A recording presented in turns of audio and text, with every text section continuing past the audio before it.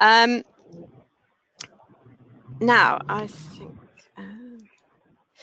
I was asked to say a little bit about the way that the whole gender and energy discourse has evolved over time.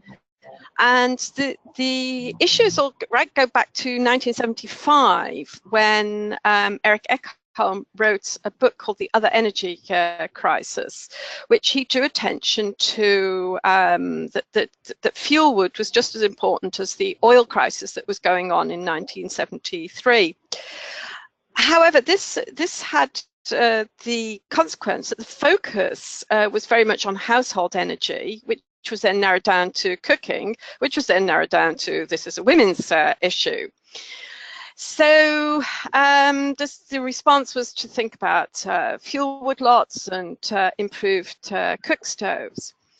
But in the 1980s, a name that I think those of you who are interested in gender and energy will be very familiar with, Elizabeth Zaselsky, she wrote in the early 80s a rather landmark publication for ILO, which drew the attention to the fact that women were also involved in more than cooking, that they were involved in productive uses of energy, which was still very reliant on these traditional fuels, not only fuel wood, but things like agricultural residues and dung.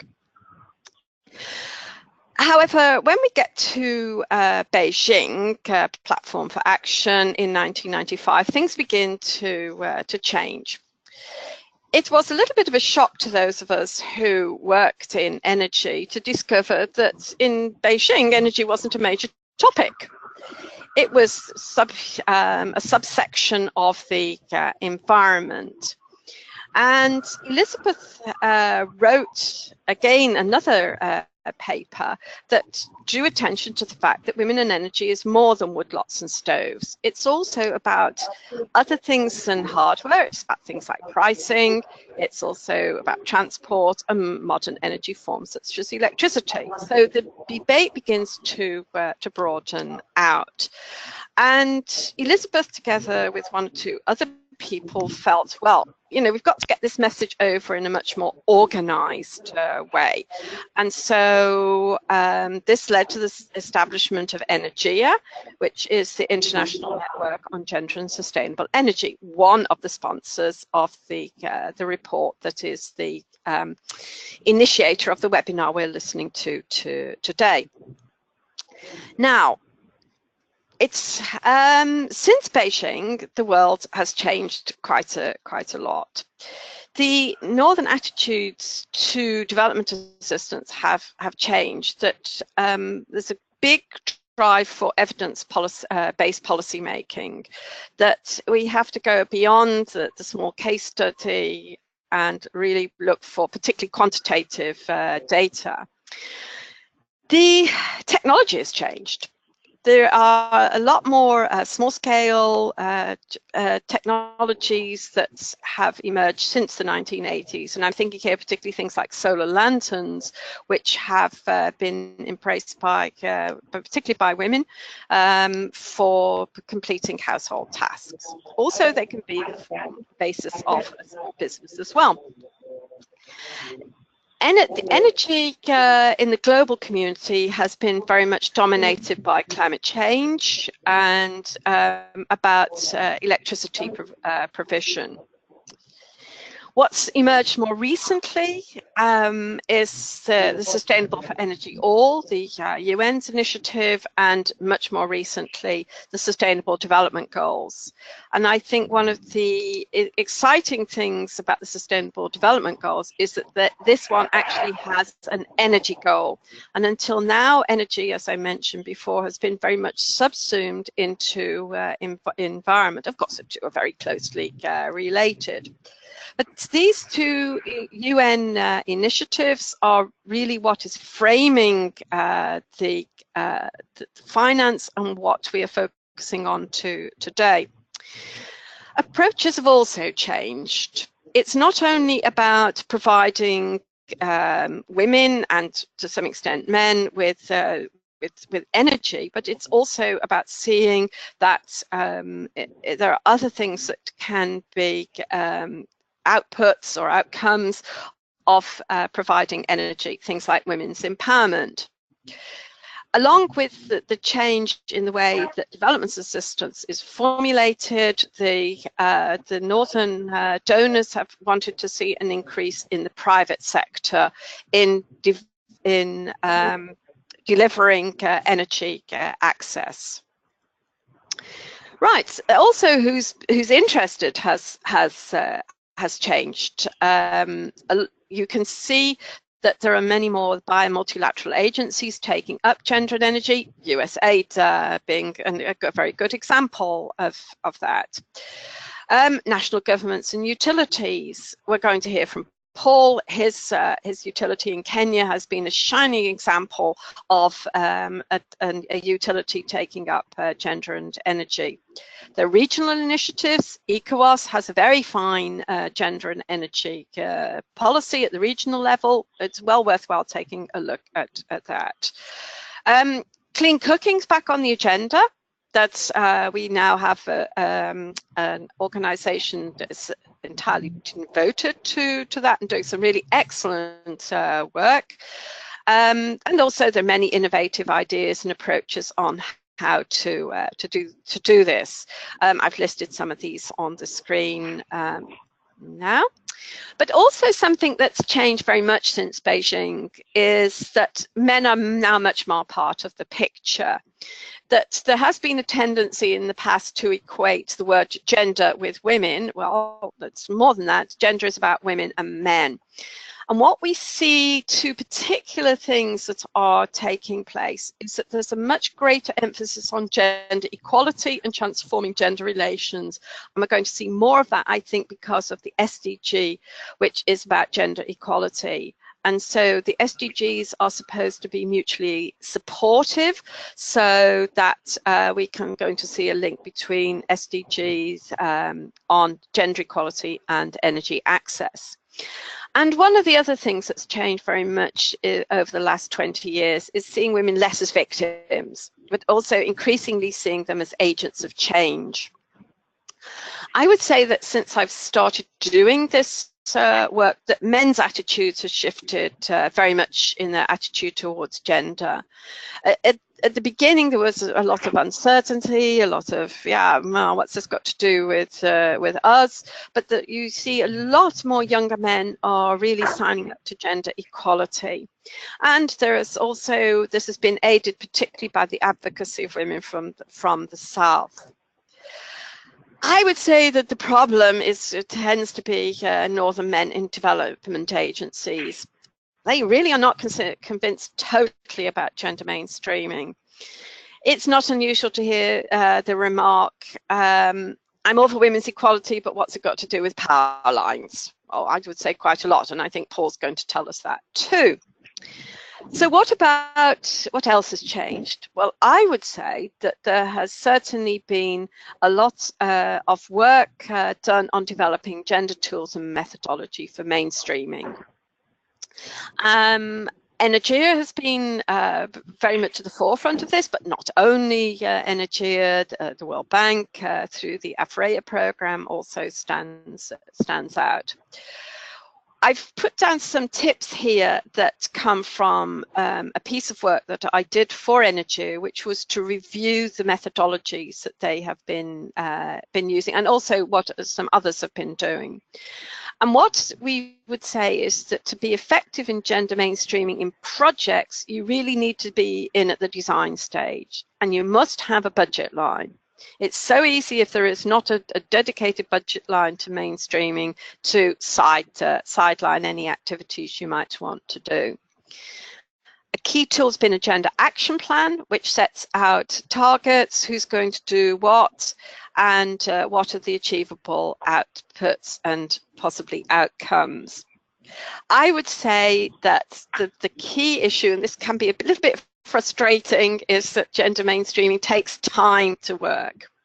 It needs training and it needs to be sustained in organizations. Also, you need a communication strategy rather than dissemination strategy.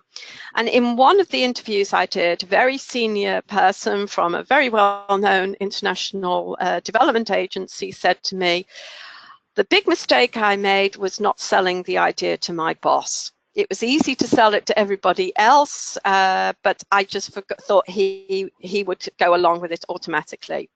I should have thought about this beforehand. So think about a communication strategy, who you're going to be, you need to speak to. And it's not only the beneficiaries.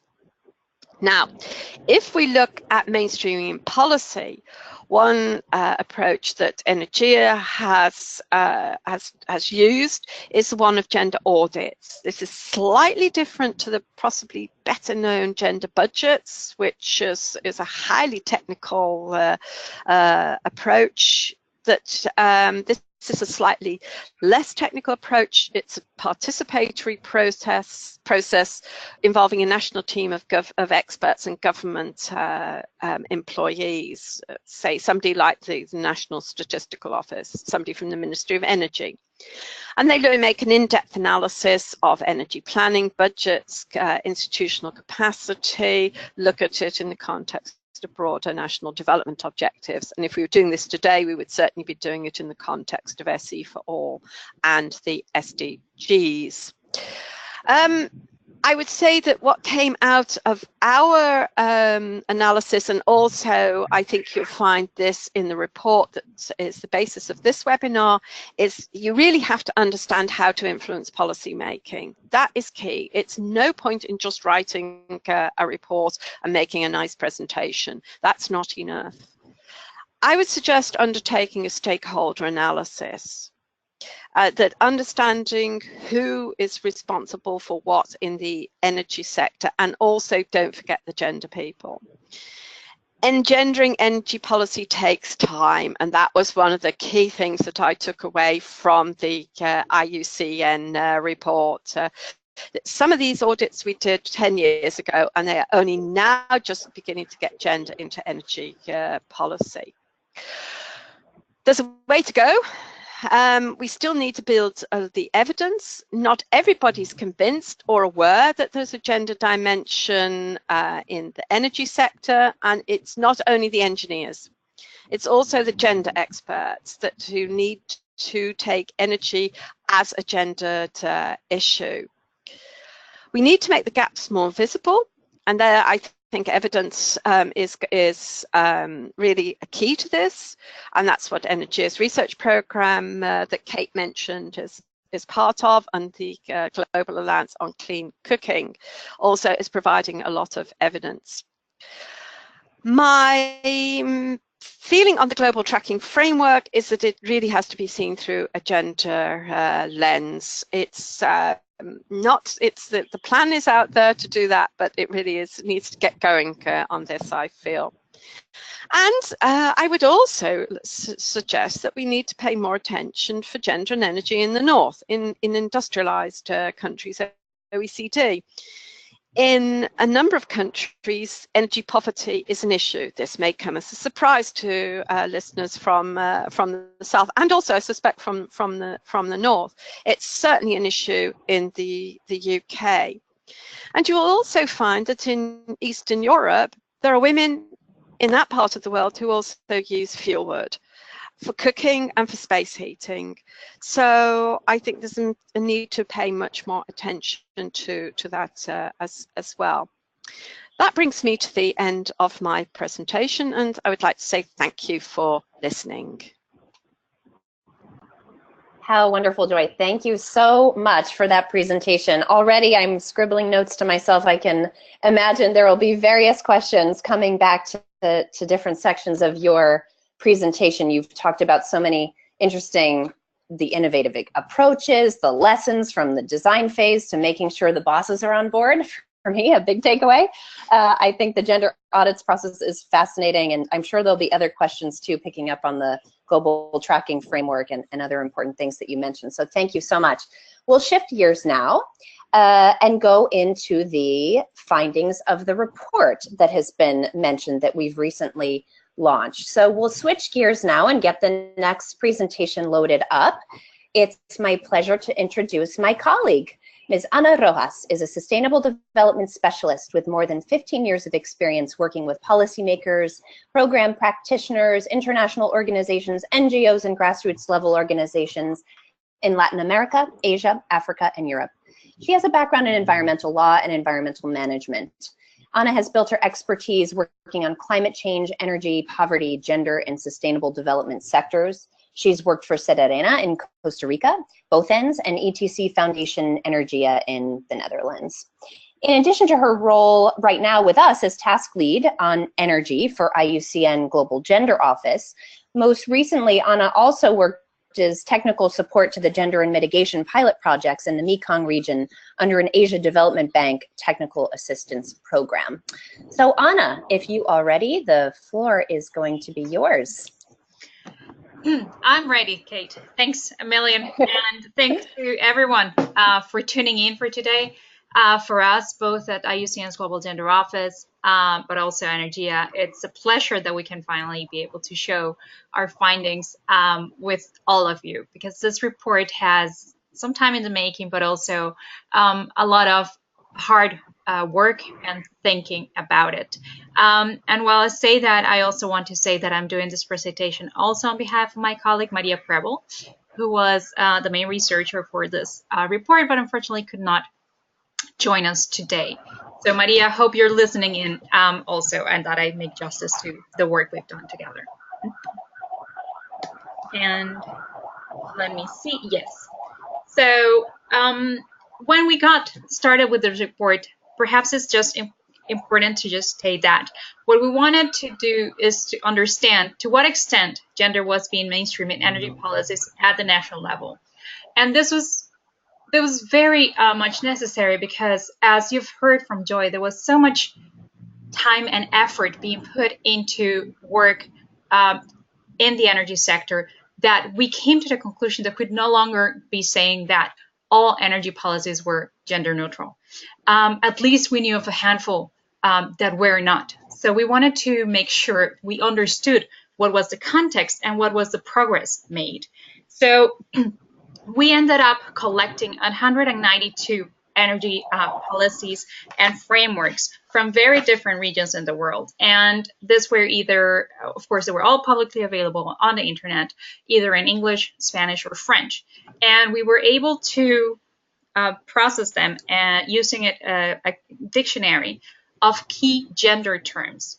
And once we spotted these terms coming into the text, then we went and analyzed the context to make sure that we were looking for gender equality, but not gender understood, for example, as other types or other sorts, as you could think about genders in literature, which in other languages could be the case. So once we did this research, we realized, and I think much to the positive surprise of some of us, that about a third of all those 192 documents that we were able to assess addressed women or gender in one way or the other. About 20 of these frameworks actually addressed gender equality as a cross-cutting issue, which means that there is a commitment to further work towards translating this text into clear objectives, activities, and hopefully also strategies, actions, budgets that would support activities to make sure that women's and men energy needs are addressed through these policies. Also, what we found, of course, is that the way gender or women were captured in the text, it was a snapshot of the status and the historical discussions of how gender equality had been addressed or initiated within the energy sector. And why do I say this? Because we found that there is a large attention to time poverty, to the fact that there is no electrification or lack of in rural areas. There is quite some important attention to women's health and well-being, and also quite an important number of these frameworks reflect on underrepresentation of women whether at decision-making stages or as being part of the labor force from the energy sector. As Joy was mentioning already in her presentation, gender is not only a topic that should be of interest for those in developing countries, but also in developed countries. And from the OECD countries, we found only 4 actually addressed gender in their frameworks, and most of their references were actually to women participating in the workforce. So still, particularly in developed countries, the links between gender and how that influences energy access has a way to go. And here I just want to reflect on the regional tendencies trends. You can see that in sub-Saharan Africa and the Asia and the Pacific have the higher percentages of energy policies addressing gender. And this is particularly interesting when you look at gender through a poverty alleviation lens also, because in these 2 regions is where we find the bulk of those close to 3 billion people who still rely on biomass for cooking and heating, but also the 1 billion people who have no access to electricity. So we see a very strong correlation between energy poverty and the frameworks developed for addressing them, and how one way or the other gender seems to be playing a role. When we looked into this energy frameworks, we looked at how women are portrayed. And though I'm not going to look at, read the definitions here, just want to point out that women were seen either as vulnerable, which is more in a helpless position, as beneficiaries, which is still a very passive way of looking at women, though accepting the fact that they're benefiting from an action, as stakeholders, which means that they are seen as groups that you want to engage with when developing policies, and agents of change, in which they are put forward as key for transformative actions. And we saw that quite an important number of these policies, so 42 of these frameworks, actually address women either as vulnerable or beneficiaries. And like I said before, this is more of a passive way of looking at women. We're seeing them, we're providing them something, we're acknowledging their situation. But this is slightly less, for example, than seeing them in a more active role, which is bringing them to the conversation and listening about their needs and helping those needs to shape the way policies are developed. I want to, because I know time is short, I just want to jump to the cross-cutting themes that we identified. And there I want to say that about 44 of these frameworks very much focused either on time poverty or women's health. So again, this is the acknowledgement that when there's energy poverty and women need to invest quite a lot in collecting energy sources, this has a negative impact on their lives, also on the way that they produce or the way they sustain their families, because there's more time invested into cooking, for example. But also there was quite a strong recognition about the negative impacts that energy poverty has on women, particularly, again, when related to cooking and the fumes in which women are exposed. But perhaps more interesting is to see other angles of women and health and security. So 2 frameworks, one from Mauritania and the other one from Burundi, specifically mentioned the physical dangers in which women and girls are in when they have to go and collect firewood. This could be either because of attack of animals or because of gender-based violence. Interesting enough, also in Bangladesh, the text of the Improved Stoves program reflects on the fact that women felt unsafe and if they were requested to go and sell improved stoves. So there, the attention is more to different strategies in which energy technologies can be deployed within a country. And also another example, which was particularly interesting to see from Mauritius, is the call for increasing both women's safety, but also participation in public life by encouraging proper lighting of public spaces. So this is just to say that there is quite some attention to different angles of how security, well-being, and health of women are seen. And not to forget that there's also recognition from Liberia and Zambia of how energy access supports women's access to improved health services, whether through vaccinations or the fact that lighting supports better provision of services, including maternal health and delivery. I also wanted to take very little time, though, to reflect on how women are perceived based on their location. Under the CEDAW, there is a recognition that rural women need to have this right to have access to different services, including electricity. But there is no such provision for urban women. It's an assumption that there is a similar access, which is not true. So we see that there is quite a lot of attention and recognition for rural women and the plight, the problems that they have when accessing energy, but not necessarily for urban women, which is very interesting because already 52% of the global population lives in cities.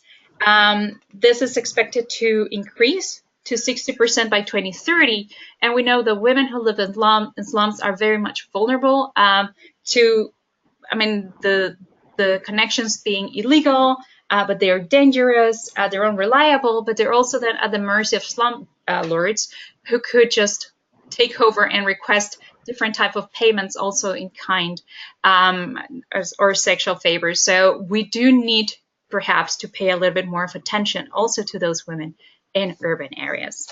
And finally, I want to reflect on two other topics that we've found. First is that there were quite an important number of mentions of women related to energy technology and innovation. On one side, and perhaps the most of them, was the recognition of, in these policies, that women have less access to energy technologies. But also, there was an important number of these frameworks that actually saw women as being key to innovation and technology deployment, and actually sought manners for engaging women in this deployment. And finally, and these are two very good examples of how policies, and there is, of course, a reason behind why we chose the US and Canada as examples, how energy frameworks can boost and try to increase women's participation in the energy sector and the formal labor sector. So just to say that, and to remind you about the fact that the examples that we saw from developed countries addressing gender equality or women's participation were actually on the labor sector. And with that, I want to conclude with a few issues that we would like to leave you thinking of, or that we would like to recommend, which is that there's still much that needs to be done and understood in terms of gender policies and why it is working, at least in a third of those that we found, and why not in the other 2/3. One is the motivation. We need to understand what is the reason behind these governments pushing for the gender equality agenda in the energy sector, and which are the enabling conditions around it. Because there's not only the desire, but what are all these other elements that make this process that takes time actually happen.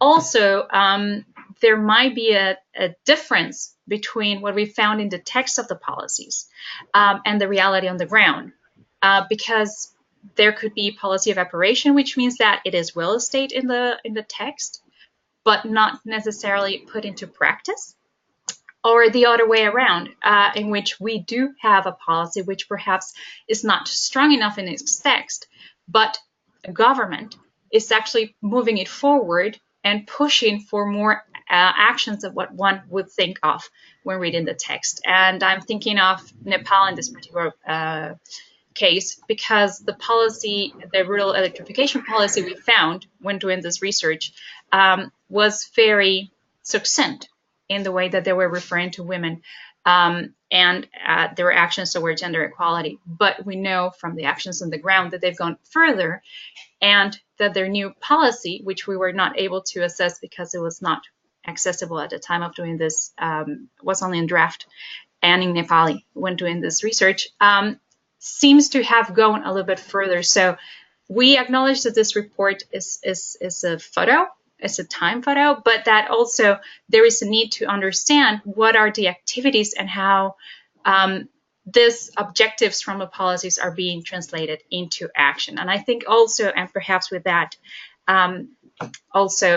thank you and make the bridge for the next speaker. I think also that is one of the reasons why we find it so interesting and necessary to have the case of Kenya today, so that we can see that addressing gender in energy frameworks and policies should not end the text, but that there is much that can be done so that we can bring these objectives into practice.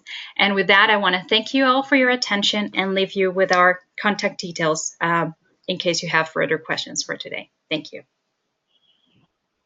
Thank you so much, Anna. That is fantastic. I suspect you should keep your presentation close at hand, because I bet we'll have plenty of questions coming in to refer back to some of those, some of the graphics with the data. You've touched on this already, but a question has already come in. If we can come back to it during the Q&A session, do we know anything about how well these policies are being implemented at any level? And we're doing this sort of baseline work, if you will, trying to examine where the policies are, and then of course, what next? What impact do they have? You've started to touch on this a bit, and I suspect there will be an interest to dive into that question a bit more. Thank you, Anna. So we're transitioning now to our last but not least speaker. We are so lucky to have Mr. Paul Bootsy joining us as the third speaker to give us the experience from a national context.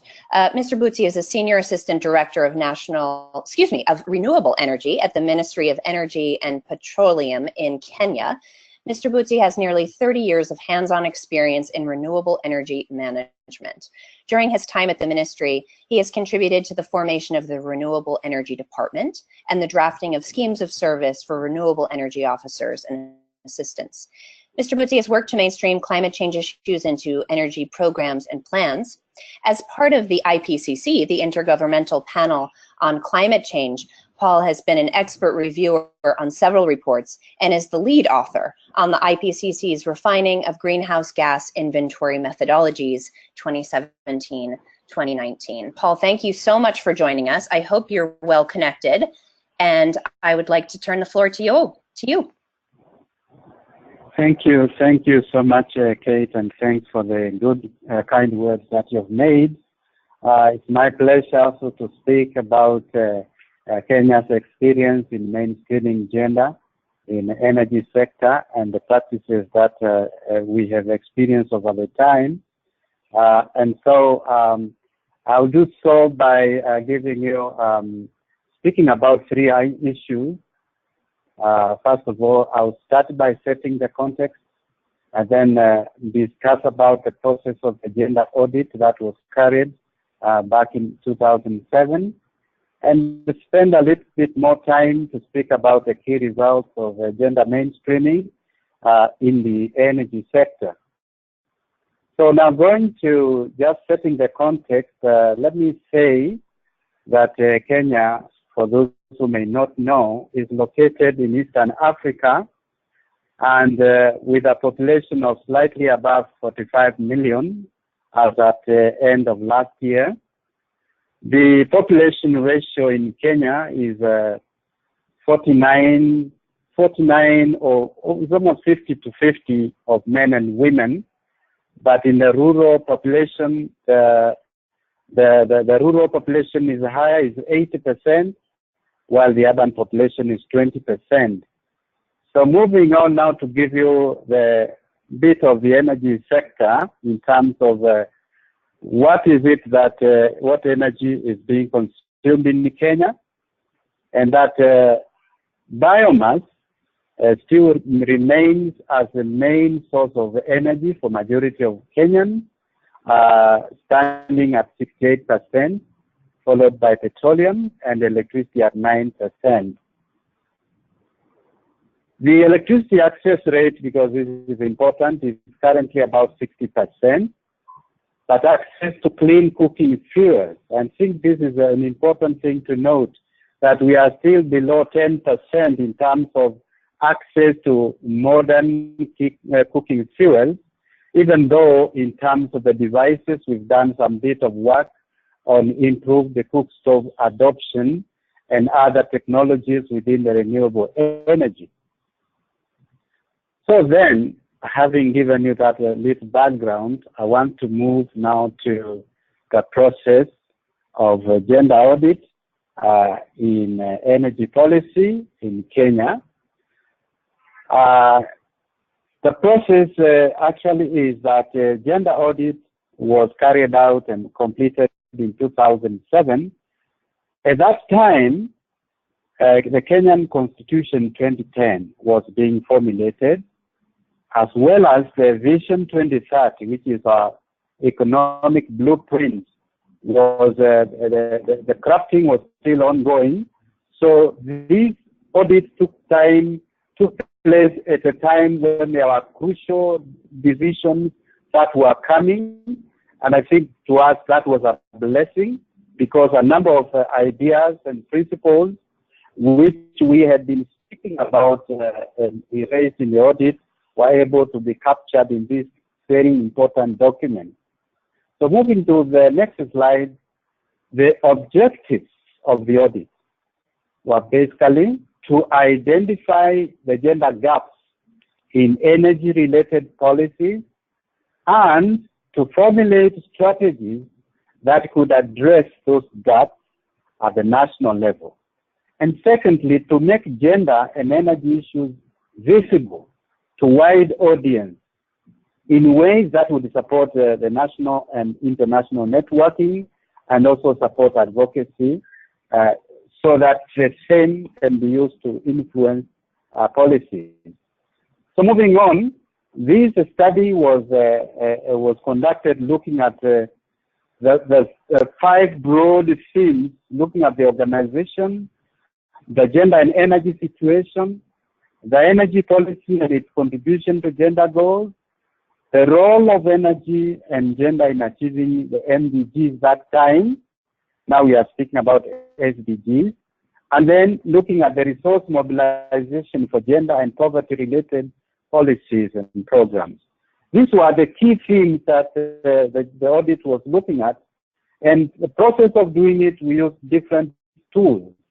We had checklists, we had structured questionnaires, we did literature review, we had some tools that like the quick scan gender tool, and so on and so forth. And also importantly, we had case studies. We looked at different organizations to understand how they were addressing the issues of gender, because these issues of gender had been with the country for some time, since the Beijing conference. Moving on, after the completing this process of the audit, we undertook sensitization workshops so that we could communicate and sensitize stakeholders about what the audit found. And this process of sensitization actually triggered a lot of other activities. For instance, and I think Joy alluded to this, Kenya Power and Lighting, which is one of the agencies within the energy sector, was able to carry out a gender audit which was to identify the gender gaps in its operations, and that has helped the utility to be able to be sensitive and incorporate gender considerations in this process. So moving on, I want to highlight just a bit of who are the main actors. Mainly, we looked at government ministries. We call them the line ministries. Ministry of Energy was coordinating the process. There were other ministries like Agriculture, Environment, Gender and Sports, and Education, among others. We had also civil society organizations, for example, Practical Action, ENERGIA, which were actually supporting the process of gender audits. We had active participation. In fact, one of the experts was from the University of Nairobi, and then we had representation in parastatals and other government agencies. So I will not speak much about the process, the steps that are followed in the policy formulation, because in each, what I need to say that we have a number of steps. But in each of the steps, I think the question to ask is, what are the, and whose needs are we targeting in terms of gender? Are we targeting women needs? Are we targeting men needs? Are we targeting youth and children? So that process and the idea what we brought in terms of looking at the steps was to find out opportunities where mainstreaming could be incorporated. I now want to discuss about the key results of the mainstreaming, and begin by saying that these gender audits indeed influenced and supported the national discourse at the time.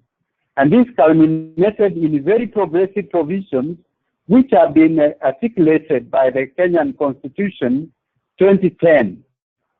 For example, the Article 27 of the Constitution speaks about women and men having rights to equal treatment, including the right to equal opportunities in political, economic, cultural, and social spheres.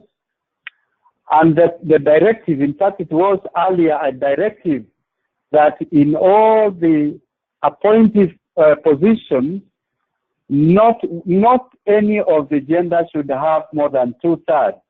And that is a very famous thing in our country today, because everybody has to be sensitive to whether we are able to go to the 2/3 gender rule.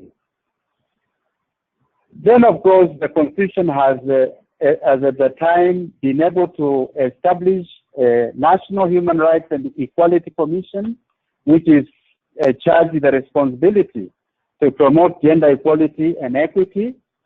And importantly, and this is, I think, something I need to emphasize, we have in the last 3 years agreed that gender issues need to be reported within the framework of performance contracting. And this is not only to the Ministry of Energy, but to all ministries. And they are supposed to report every year on the actions they have taken to comply with the constitutional provisions. Of course, this is preceded by setting of targets for that particular year.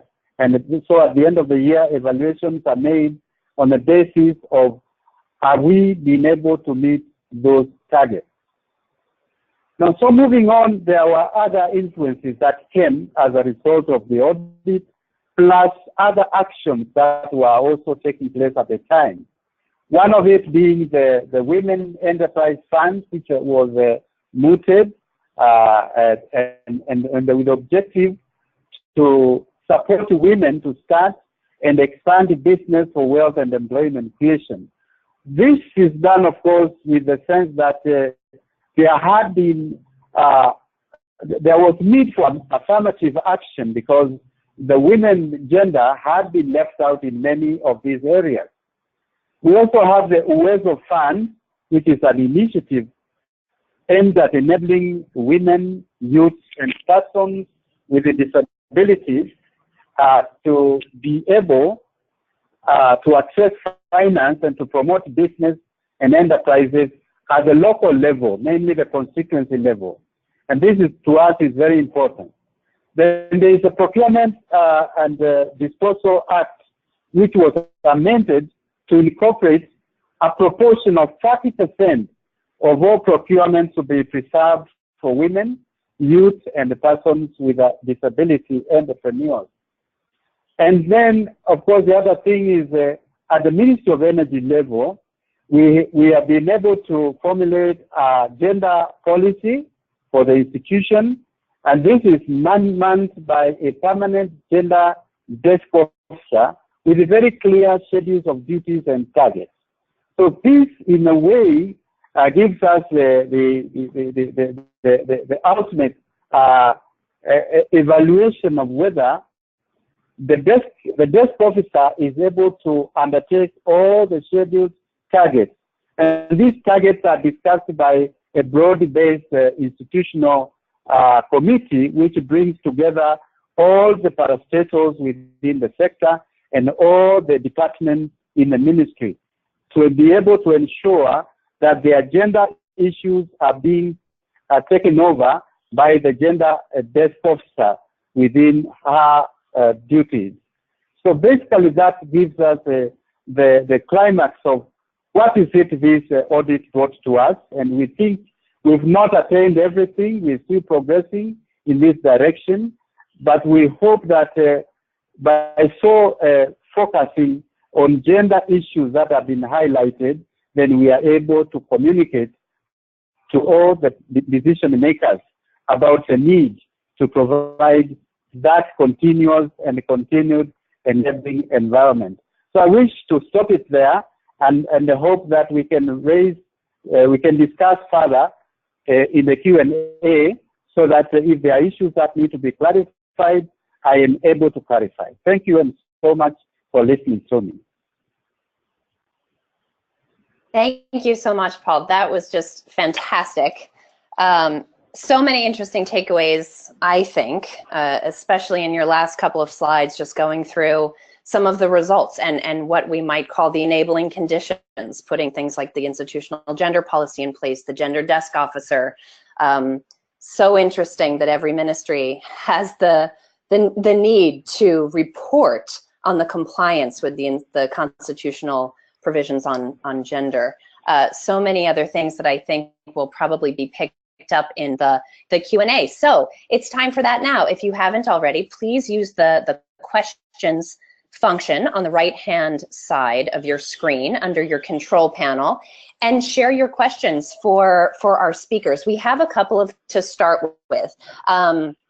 Two geared towards you, Anna, but then I think it would be interesting to get Paul's perspective on these as well, perhaps. Anna, there was the question about the implementation of policies. The report, Energizing Equality, looks at the policy frameworks themselves.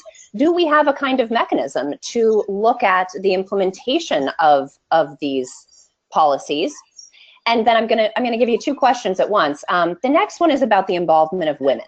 Do we know anything about how or if women and who, women are not just a homogenous group, so who was involved in the development of the energy frameworks and what was their impact? I think the perception that the question goes on to say that, you know, the perception is that there's an idea that when women are involved, they try to push for some kinds of topics that would not normally be included. So would that be the case? Do we know that? And perhaps, Paul, I think it'd be kind of interesting to hear your take on that as well. So Anna, can I give you the floor to answer those? Thanks, Kate. Did I throw too much at you, per usual? No, it's just that when I listen to these questions, what comes to mind is the desire for further research, because at this moment, and while I say this, I'm thinking about joy, and the need for further research and understanding the context is that we do not have still a mechanism that would help us, and this is for the first question, that would help us understand what is the implementation of all of these policies. That doesn't mean that we cannot do that. But I would say that we would require to have researchers in these countries looking at what is the actual implementation of the policies, taking a quick look perhaps at the budget lines and see how much finance has been set apart, so that some of the activities that are mentioned in the in this frameworks are actually set forward.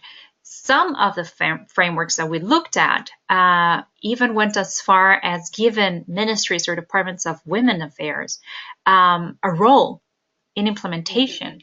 It would be ideal to reach out to these offices and understand to what degree they have been able to engage and to implement activities under these frameworks. But that requires, resources. And we would be very happy to engage because I know, at least from our end at the IUCN Global Gender Office, but I'm pretty sure also from ENERGIA's perspective, we will be very much interested in learning more about what is the impact on the ground in these countries now that we have a text that at least provides some priorities for action. Having said that, yeah, I think there's some countries that may be at the forefront of these activities. So we see that there are some overlaps between this research, Energizing Equality, and one we did for Sustainable Energy for All country action programs.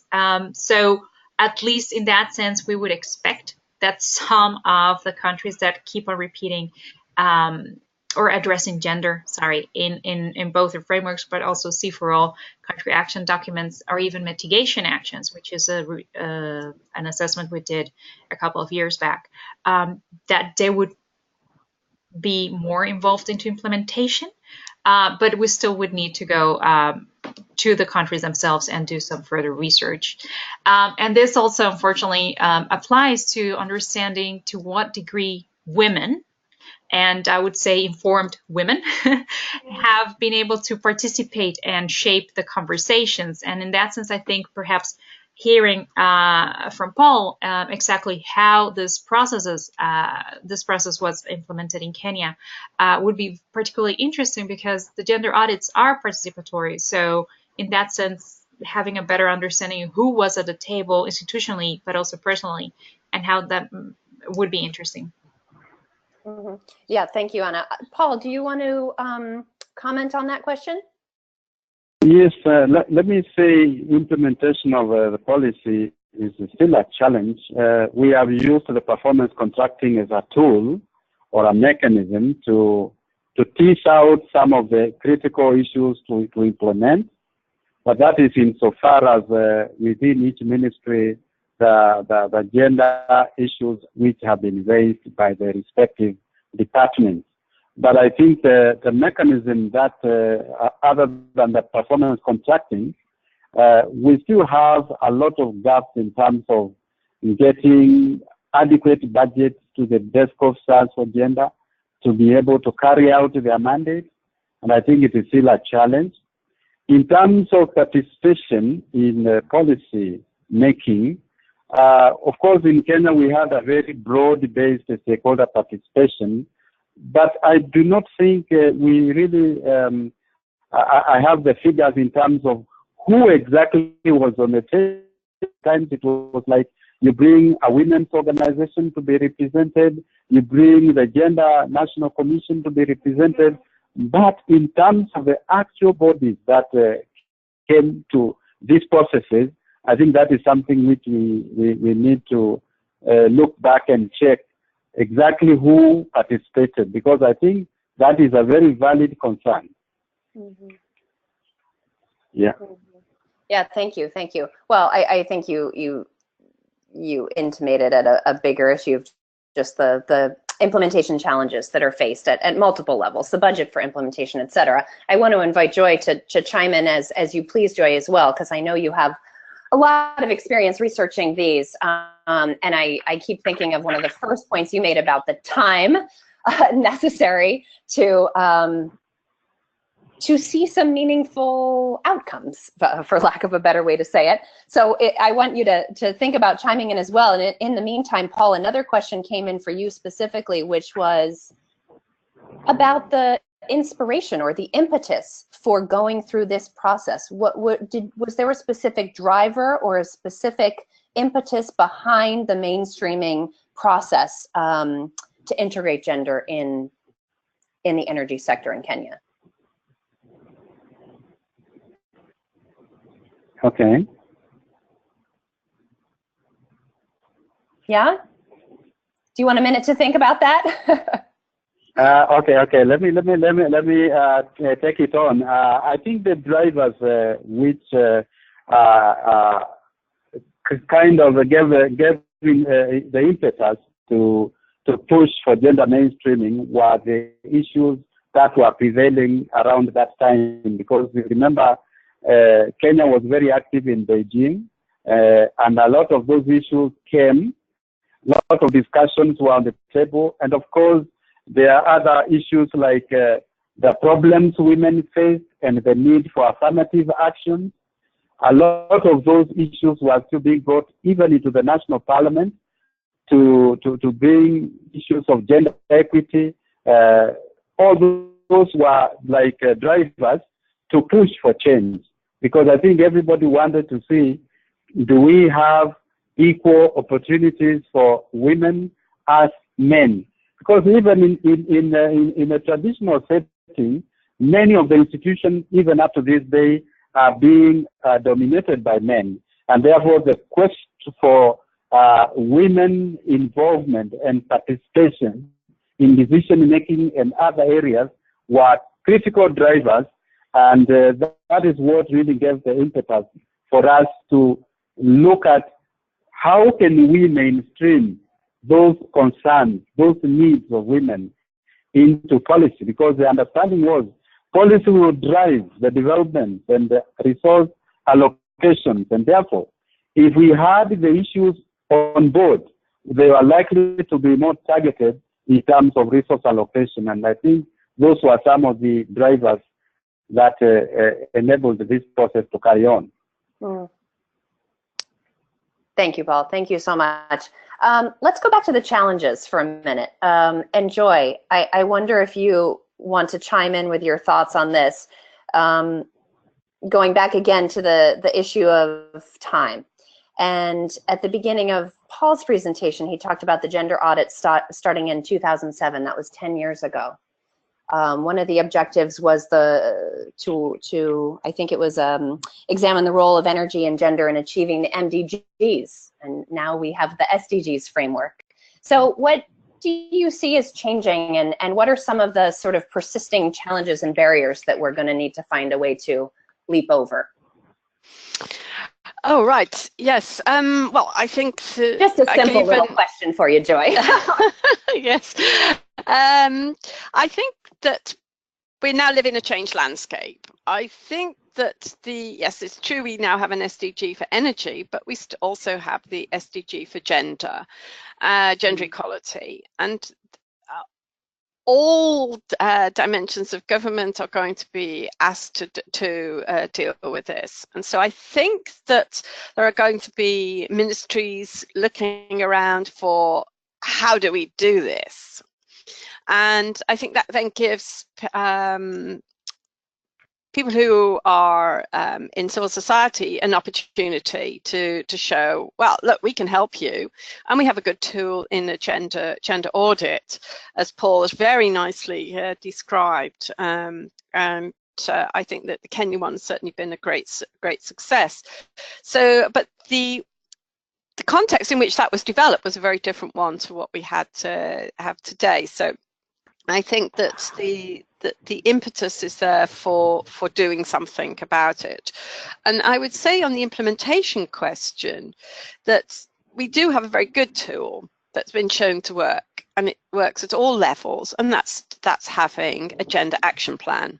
Mm-hmm. And with that, and linking to what Paul said about the budget, this is a way of showing how you spend the budget. It sets targets, it indicates who's responsible for what, it sets a timeline, and I think that that can certainly help speed up the process. But I mean, it's changing any policy is not an instantaneous event. It does take some time, but I hope that we can go a little bit faster now. Yeah, great. Thanks, Joy. And another question for you. Would you be able to give a little bit more information or maybe some stories or stories of impact on the innovative projects that you mentioned earlier in your presentation, such as the Village Gender Focal Points?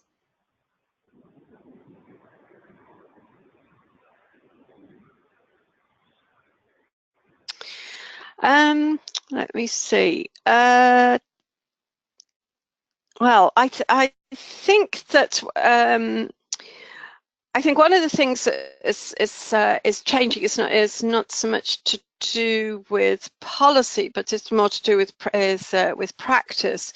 Is that we are beginning to see that women can take up roles that they hadn't previously done, and can be seen in a positive light. Now, the story that comes to mind here is the Africa Biogas Partnership Program, in which women were trained to be masons, to actually build anaerobic digesters. It's a completely new role for them to do bricklaying, and so thinking is, oh, you know, who's going to have a woman do that sort of job? Well, now we're going back to Kenya, but in Paul's country, and a number of people actually preferred to have women as masons because they thought they would do a neater, more reliable job. So I think that's also slightly getting ahead of the curve on the take-homes, is that is not to carry your own preconceptions with you, is to actually check out what the reality on the ground is. And in this case, where we might have thought there would be a resistance to having women do a particular job, it's actually turned out to be very much the opposite. Thank you, Joy. And I think, again, going back to your earlier point about the importance of the gender action plans, that's a really, in some way, an innovative approach for many, and one that I think is a takeaway from the discussion. Anna and Joy, both of you, you mentioned the blind spot, so to speak, on the connection between gender and energy issues in the global north, in quote unquote developed countries. What can we do about that?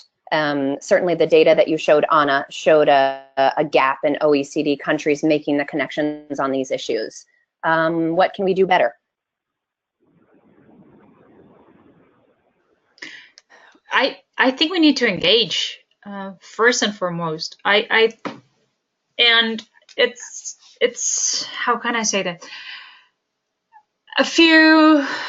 I want to say even more than a year ago, I was at the climate change negotiation setting and speaking to a German negotiator, and she was just commenting about the fact about how after her country had negotiated the SDGs, he had still not down on them that they also applied to German country, that there was still work to be done there. And I'm not saying Germany just to single them out, but just because it's, you know, it's an OECD country, it's a northern country.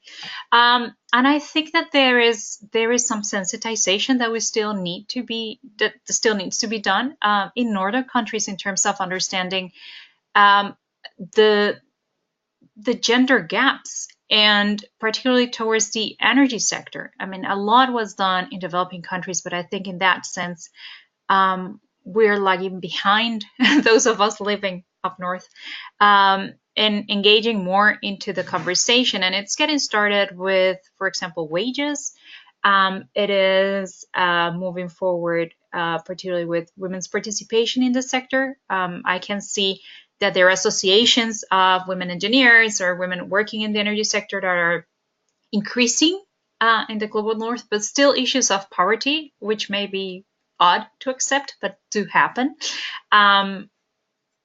we need to put them into the agenda, and may be more vocal about the fact that this is also an issue in the North, and that although there have fights been fought, there's still much that can be done in terms of bringing women into STEM, science, technology, engineering, mathematics, or people are coming in even STEAM, adding the arts there to be more creative. But there's much to be done in terms of building down stereotypes, creating spaces, looking at also the human resources policies at the institutions, and see how they can be more family friendly, but also accepting the fact that there is energy poverty that needs to be addressed, and that there is a gender angle in it that is undeniable.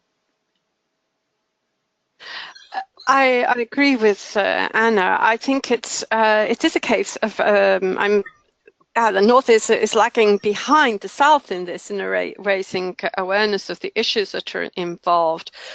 I think it comes as a surprise to many policymakers to know that there is energy poverty in industrialized countries. And I think that it's also, particularly it's an age-related issue. Women tend to live longer, and so they're often older women who live alone and live in more inclined to live in poverty relative to men, and they then either skimp on heating, or increasingly, I have to talk about Europe now. In Southern Europe, because we have these very hot summers which require cooling, and older people tend to be much more sensitive to heat stress. So there are issues, and I think that the European Parliament Gender Committee is actually quite aware about this, and is trying to do some more on this. So unfortunately, it's still advocacy making the case for a gender and energy perspective on the North. Also, I think that energy companies are increasingly aware that having a diverse workforce, so it's not only to do with men and women, but also to do with age and ethnicity and background, that are also important from a business perspective. So I think it's kind of an early spring, I think, which we have to try to speed up and move into full-blown summer in the North. That's great, Joy. That's actually a perfect segue. Another question came in wondering, I think it's probably geared towards you, Anna, in the research. Is there any story, any specific example that came up that you could mention with regards to women's involvement in specific business ventures or opportunities through using energy? Okay. Now I'm trying to think about the report, and there is quite some attention would perhaps is not the right thing to say, but there is some attention, yes, to women entrepreneurs, and I'm trying to remember a few of the frameworks, for example, propose special funds to support women entrepreneurs, particularly if they are involved in the dissemination of small household renewable energy technologies. I'm going to have to take a second or two to try and figure that. Yes. Yeah, no, go ahead. There is, of course, ENERGIA's Women's Economic Empowerment Program, who is working with a number of organizations like Solar Sister, who are very much targeted at women in different forms of energy businesses. The Ashton Foundation also supports women in energy businesses. There's quite a lot of material on their website. And also, of course, the Global Alliance on Clean Cooking. They also support women's enterprises, but not only women's enterprises, but ones that involve women in clean cook stoves, both in manufacture and dissemination of them. So I think there's quite a lot out there. I mean, yeah, if I could suggest actually going to look at the ENERGIA website, then you will also find not only ENERGIA's work, but other work there. It's a great resource to look at. Great. Yeah. Great, thank you. And if I may jump sure. into it, because I do want to capture some of the policy interventions. And the example I was looking for is from Nigeria. In its national renewable energy and energy efficiency policy from 2014, there are specific strategies to establish microcredit facilities for women entrepreneurs producing renewable energy devices and systems. And they are not the only one, but that is a very good example. I also understand that the new Nepal policy has also initiatives on that regard in terms of facilitating finance for women to participate in renewable energy technology deployment. Great. Okay, thank you so much. We have just a couple minutes left, so I'm going to ask all three speakers to consider your last takeaway point, and I will give you each the floor in a moment. But one last question has come in, actually a couple of questions that are related, so I'm going to use one of them, which I think captures a couple of different points, but it's about really the institutional, the organizational framework, if you will. And Paul, I think it would be really interesting to get your perspective here. The question is, what changes do you think energy sector institutions, particularly government agencies who implement these policies and frameworks, need to change within their institutional setups and institutional strategies to be more effective in taking gender action forward?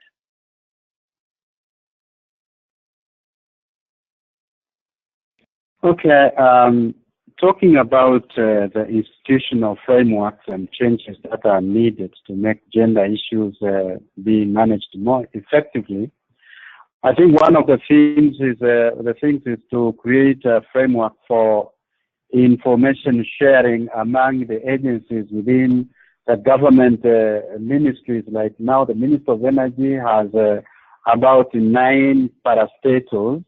And these parastatals are all doing certain things about gender, and there is no framework to share information about what is it they are doing, what challenges they are coming through. So I think one of the changes would be to recommend a framework or something that brings and mandates every player in the gender function to be able to have a time to share information or a communication sort of strategy that ensures information is able to flow from one agency to another. And of course, that also means it will be useful if such changes are made so that we efficiently use the available scanned resources. So in this respect, I'm saying the institutional arrangements need to bring on board a coordinating process within, say, ministry to be able to talk to each of the agencies and learn from them what they are doing, how they are doing, and what needs to be improved so that the planning can be together so that we attain some bit of efficiency in resource utilization. I think those were my initial thoughts about the institutional framework changes that may be desirable. Thank you. That's great. Okay, I'm going to go to each of you now in order for your last maybe 30-second takeaway, if you will. Joy. Right. I would say don't give up hope. Yeah, gender mainstreaming. It takes time. Change takes time. But as we've seen from Paul's wonderful story, it works eventually. Great, great. Anna?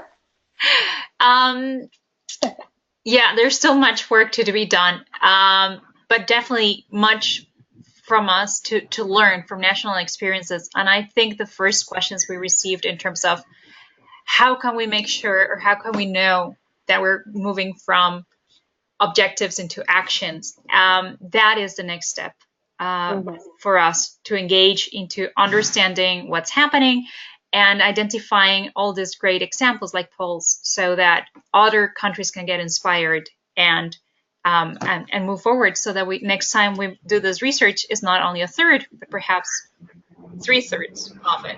We need 100%. Great. Thank you, Anna. And Paul.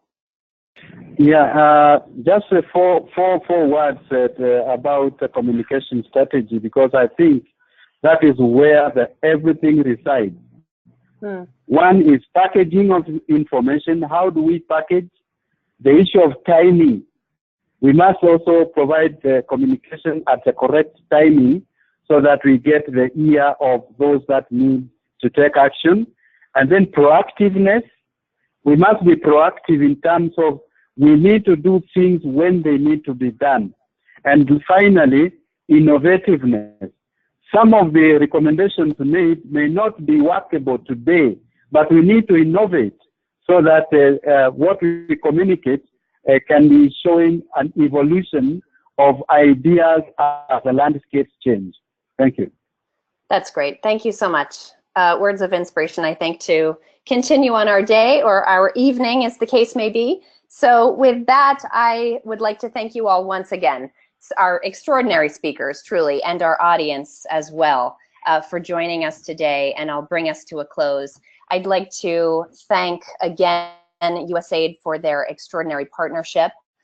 A reminder that these materials are going to be available on our website. You can see the link here, including the recording of this webinar. And the next webinar in this series will be announced soon, so stay tuned. If you're not already a part of our Agent Energy mailing list, please do reach out and ensure we can stay connected. You can see all of the contact information here. And go back and check the Twitter chat following this event. So thank you all, and have a wonderful day and a great evening. Bye. Thank you, and bye. Bye-bye. Yeah.